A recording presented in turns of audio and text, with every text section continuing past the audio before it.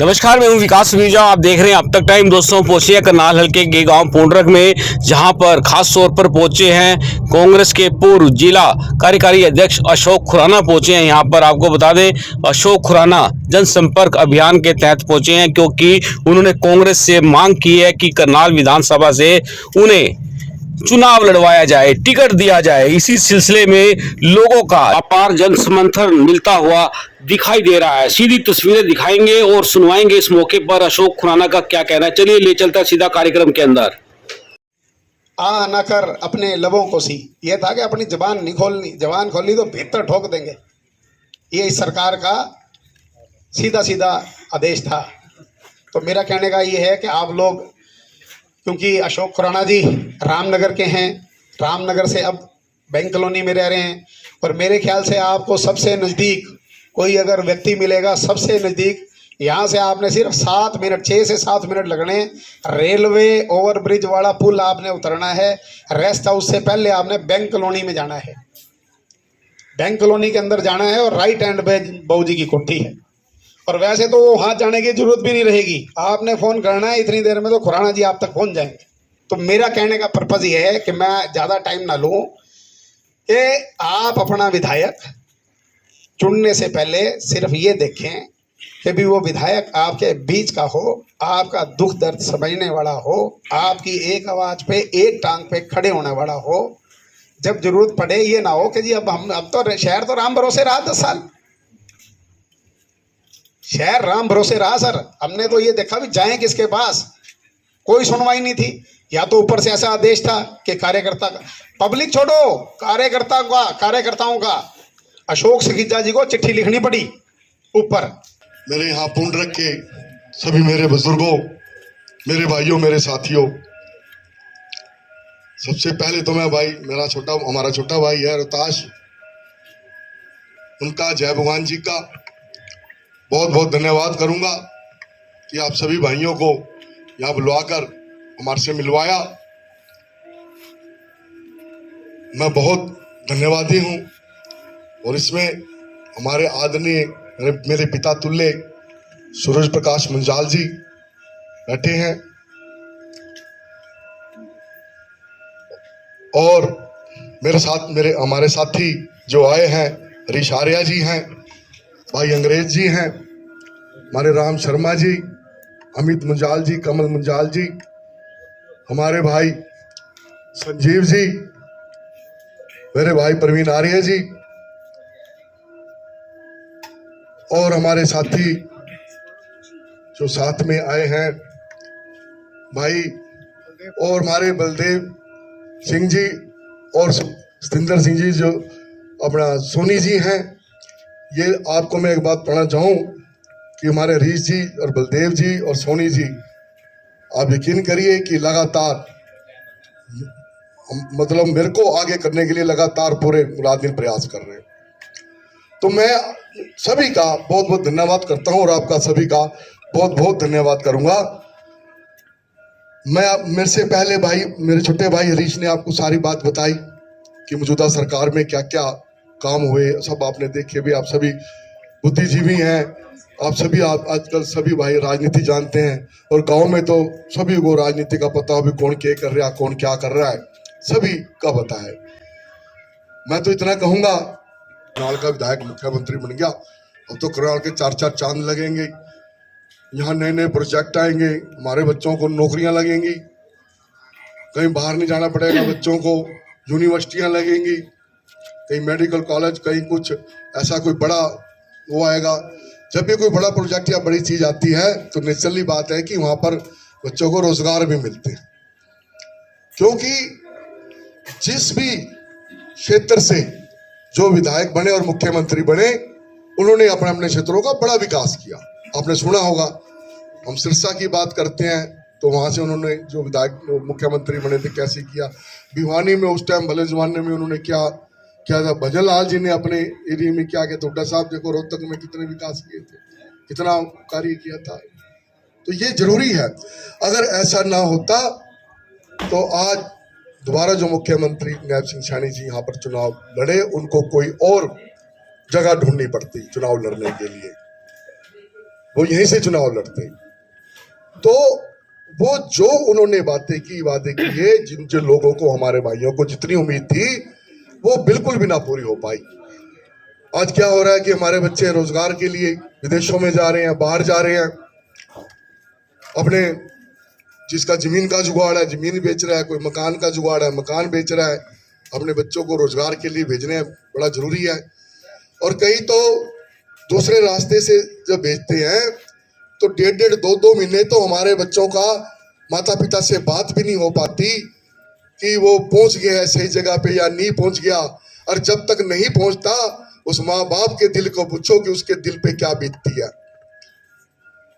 और हरियाणा में 2 लाख पद अभी भी खाली पड़े हैं सरकारी, उसमें नौकरी लगती तो और कई लोगों को रोजगार मिलता, बच्चों को।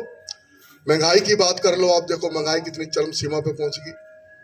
जब कांग्रेस की सरकार थी लास्ट टाइम में, तब सिलेंडर की कीमत 500 रुपए से कम थी, जो कि बढ़कर 1150 रुपए तक हो गई थी। पेट्रोल डीजल के दाम देख लो आप कितने बढ़ गए थे, जो इतने सालों में नहीं बढ़े, इन 5 7 10 सालों में 3 गुना हो गए। आप रसोई के राशन सब्जी की बात कर लो, आप किसी चीज की छेड़ के देख लो कि कितनी महंगाई बढ़ी है। आज अगर आप भाई को किसी को रजिस्ट्री करानी पड़ती है, कितनी परेशानियों का सामना करना पड़ता है। आईडी प्रॉपर्टी की जो ये पोर्टल सिस्टम चलाया है, उस पोर्टल में कितनी दिक्कतें हैं, कितनी परेशानियां हैं। आईडी फैमिली की बात है, आईडी फैमिली जो इस तरह से बनाई है, कई हमारी माताओं की, बहनों की, उसमें इनकम ज्यादा दिखा के उनकी वो पेंशनें कट गई हैं। तो जिस काम को भी इन्होंने जिस तरह से किए वो पूरे नहीं हो पाए। बसों का इन्होंने करनाल में, आपको सामने भाई ने देखता होगा कि लोकल बस से चलाई थी, यहाँ से उधर उधर जाएंगे, वो कुछ टाइम चली, उसका ना मेंटेनेंस होने के कारण, ना उनका ध्यान देने के कारण वो बसों का पता ही नहीं आज बसें कहाँ है। साइकिल स्टैंड भी खुले थे, आपने देखो शहर में जगह जगह साइकिल स्टैंड खुले थे, साइकिलें खड़ी कर दी थी, वो सब जाएंगे, वो साइकिलों का ही नहीं पता कहाँ गए, स्टैंड का ही नहीं पता कहाँ गए। तो जो भी कार्य किए वो कार्य इनके नहीं हो पाए। मैं तो आपके बीच में आने का मतलब ये है कि कांग्रेस पार्टी जो पहले अब से 10 साल पहले मुख्यमंत्री भूपेंद्र सिंह हुड्डा जी रहे, उन्होंने जो भी लोगों के बीच में बातें की थी, आपको सारी उन्होंने पूरी की थी। लोग कितने खुशहाल थे, हवा चलावी थी, बिजनेस कारोबार बड़े अच्छे ढंग से चले, तो सारे सेफ थे। आज कौन सेफ है? लोग इतनी सरेआम आपके सामने फिरौतियां मांगी जा रही हैं, लोग आ रहे हैं, वो गोलियां चला चला के चले जाते हैं, कोई लॉ ऑर्डर का कोई सिस्टम नहीं है, कई तरह की परेशानियां हैं। मैं अपने बारे में आपको थोड़ा सा बताऊंगा कि मैं अशोक खुराना, मैं बैंक कॉलोनी में रहता हूँ, बेसिकल पढ़ा लिखा, जो भी मेरा पालन पोषण वो रामनगर में हुआ। मैं 1992 से 91-92 से लगातार कांग्रेस पार्टी में, जब से अपना वो संभाला था, जब ज्वाइन की थी, तब से काम कर रहा हूँ और आज तक मैं कांग्रेस में ही रहा हूँ, कहीं भी इधर उधर नहीं गया। पिछले 34 वर्षों से मैंने झंडा उठाया है। जितने भी इस दौरान इलेक्शन हुए हैं, चाहे वो लोकसभा के हुए चाहे विधानसभा के हुए, मेरे को जो ड्यूटियां दी गई, इलेक्शन की जो बूथ दिए गए, जो भी काम दिए गए, मैंने बड़ी निष्ठा पूर्वक अपने काम को किया और पूरे जोरों शोरों से जिम्मेवारी को संभाली। विधानसभा की बात थी, वो भी जब चिरंजीव लाल शर्मा जी MP हुआ करते थे, एक टर्म मैंने उनके इलेक्शन में काम किया। 2 बारी भजन लाल जी इलेक्शन लड़े थे, उनके साथ मैंने पूरा काम किया, सारी इलेक्शन की जिम्मेवारी संभाल ली। उसके बाद 3 बारी अरविंद शर्मा जी जब कांग्रेस में थे, वो चुनाव लड़े तो मैंने पूरा संभाला। कुलदीप शर्मा जी लड़े तो संभाला, सभी जानते हैं। अब बुद्धि राजा जी लड़े तो। वैसे ही हम विधानसभा की बात करें, जब जयप्रकाश गुप्ता जी कांग्रेस में होते थे, तब उन्होंने चुनाव लड़ा तो मैंने पूरा उनको दिया, क्योंकि 1994 से 99 में मैं MC रहा। जब मैं MC बना था, कांग्रेस में था, तो उन्होंने कांग्रेस वोटेड, जयप्रकाश ने उस टाइम मेरी मदद करी थी, मेरे को MC बनाने में उनका अहम रोल रहा था। उन्होंने सभी को मतलब समर्थन का भी, हमारा कांग्रेस भाई अच्छा है, सिर्फ आदमी उसको जिताओ। उसके बाद सुमिता सिंह जी लड़े, 3 चुनाव लड़े, 2 करनाल से, 1 असंध से, मैं पूरा वो करा, साथ दिया। उसके बाद त्रिलोचन सिंह ने 2 चुनाव लड़े, मेरा मतलब कहने का है कि 92 से लगातार आज तक जो भी कार्य हुआ, चाहे रैली की बात थी, चाहे कोई धरने की, प्रदर्शन की, किसी प्रोग्राम की बात थी, आप उठा के देख लें। कोई भाई अगर इस बात को चेक करना चाहता है वो चेक कर लें, मीडिया के थ्रू, अखबारों में सारा उसमें छपा हुआ है कि कितनी भारी भारी भीड़ लेकर मैं हर कार्यक्रम को बड़ी अच्छी निष्ठा से संभाला। तो मुझे यकीन है कि मेरी इस बात को वो कंसीडर करेंगे और मुझे वो टिकट देंगे। तो मैं अगर टिकट मिलेगी आपके बीच में फिर आऊंगा और आप मुझे अगर विधायक बनाएंगे तो मेरा आपसे ये वादा है कि मैं हर वक्त आपके बीच में आपकी सेवा में रहूंगा। बगल में ही, आपके बगल में ही मेरा घर है। मेरा घर जो है बिल्कुल सेंटर में है, चाहे कोई उधर से शहर से आना चाहे तो भी उधर है, और इधर से तो बिल्कुल आपके नजदीक ही पड़ता हूँ, आपका पड़ोसी ही लगा लो। और आगे इधर मेरा आ जाना काचवे में, मैंने अभी मेरी जमीन है यहाँ पर काचवे में, तो मेरा आना जाना रास्ता भी आपके गांव से ही है। तो मैं तो आपसे ये नम्र निवेदन करने आया हूँ कि जब ये टिकटों का चुनाव 1 अक्टूबर को होना है, अभी तो तारीख वही है, शायद थोड़ी अदल बदल ना हो जाए, तो उसमें आपने कांग्रेस पार्टी को सपोर्ट करनी है, कांग्रेस पार्टी को बनाना है।